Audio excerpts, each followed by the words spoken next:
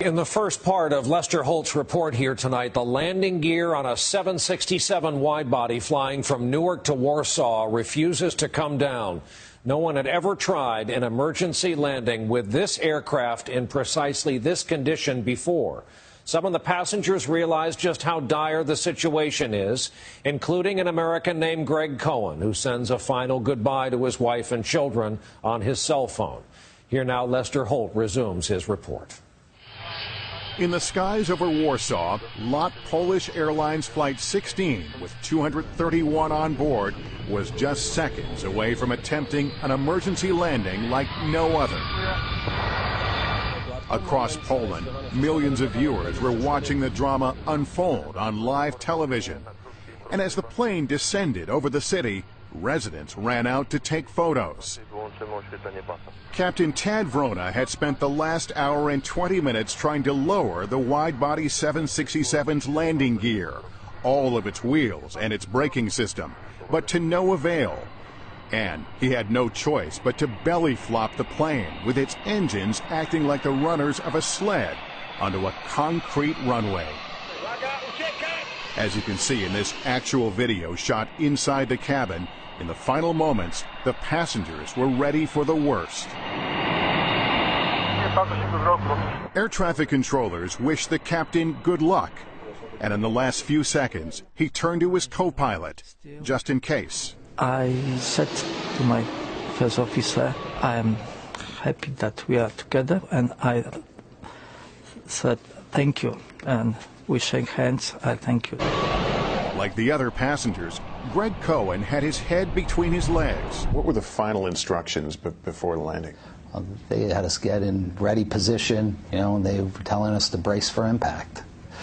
Praying to God that everything was going to be okay. And I'm just saying to myself, okay, get ready, get ready, get ready, bracing for impact.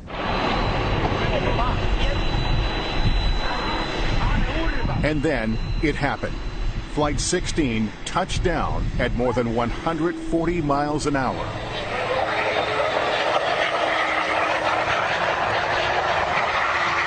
This is the moment of contact on the runway, shot from inside the cabin.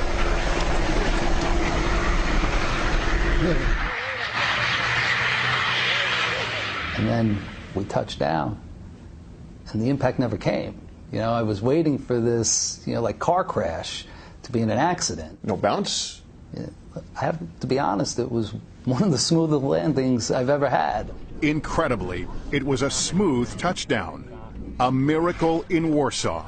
The plane came to a stop, and everybody roared with applause, but it didn't last more than 2 seconds.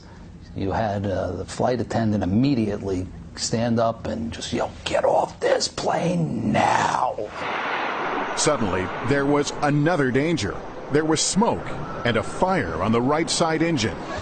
Flight attendant Magda Gortat yelled at the top of her lungs. Get off, get up, get off to the exit. Because I was sure that it's gonna explode in a moment. This is actual video of the evacuation from on board the plane. Passengers rushed for the emergency slides, and a few fell as they tried to run away. But emergency crews were able to douse the flames and the fuel leak quickly. The plane didn't explode, and except for a few scrapes and bruises, everyone got off unharmed. It didn't really hit me until I was off the plane. And that's when, I really got emotional. That's when it hit me like, oh my God, what could have been? Greg called Michelle the moment he was clear of the plane. I was just so happy he was on the ground, and, I heard his voice crack, which, his voice never cracks. I